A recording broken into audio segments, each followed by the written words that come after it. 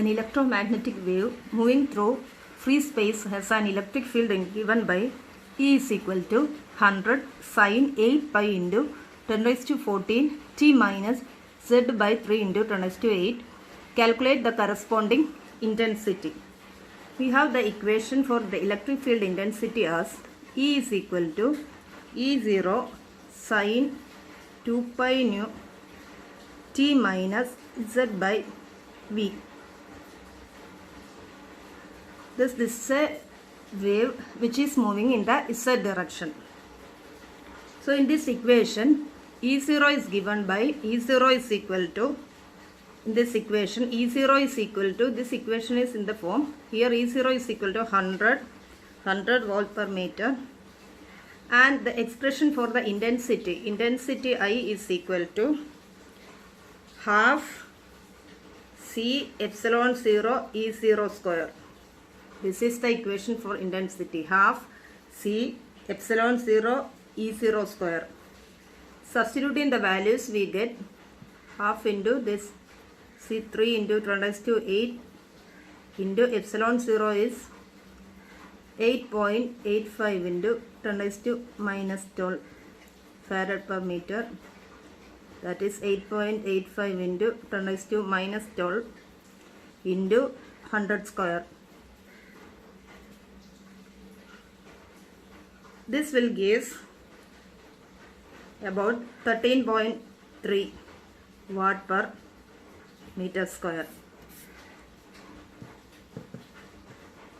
13.3 watt per meter square. The second question is, find the velocity of a plane wave. Find the velocity of a plane wave in a lossless medium having a relative permittivity of 5 and relative permeability of 1.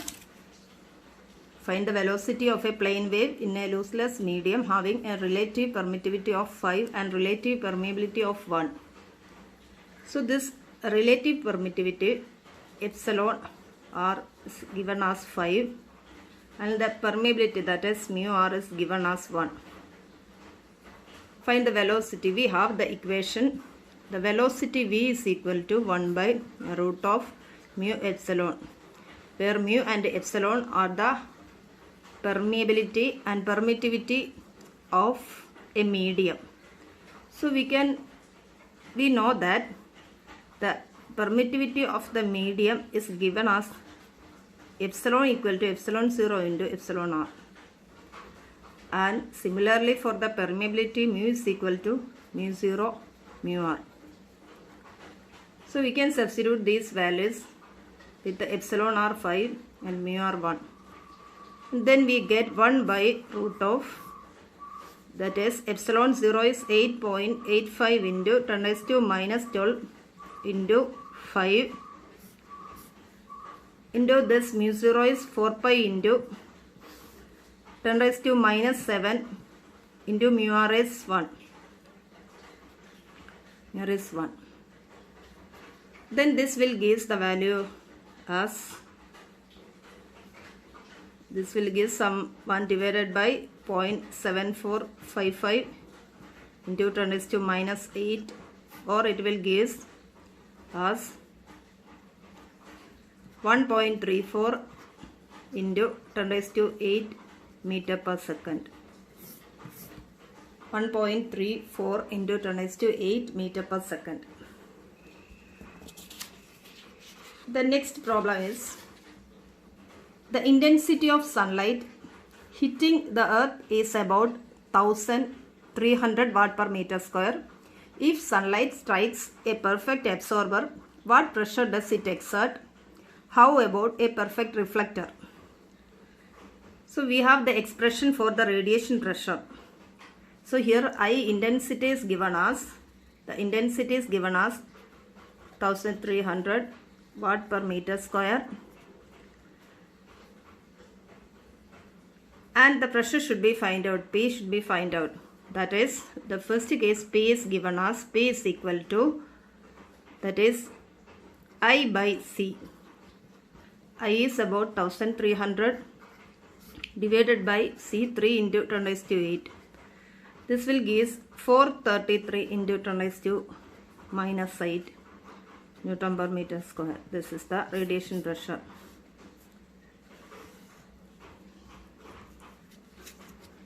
But how about a perfect reflector? If it is a perfect absorber, then this is the expression for radiation pressure.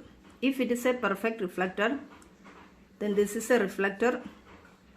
Then the light incident normally in this part, this light incident normally in this reflector, and this totally get reflected. This is the reflector. Then we can say if c is the velocity of the incident light, and then the velocity of the reflected light will be minus c, or it has a total of or total momentum of 2p. If p is the momentum of the incident, then the reflector, then total 2p. Or we can say the radiation pressure will be, if the surface is a perfect reflector, the light's incident normally on it with a velocity plus v, and it's reflected with a velocity minus c. So the total change in momentum is 2p, or the total radiation pressure. P can be written as P is equal to the 2 times that of a perfect absorber. That is 2I by C, that is 2 into 1300 divided by 3 into 10 raised to 8, and this will give us the value 866 into 10 raised to minus 8. So this is the radiation pressure.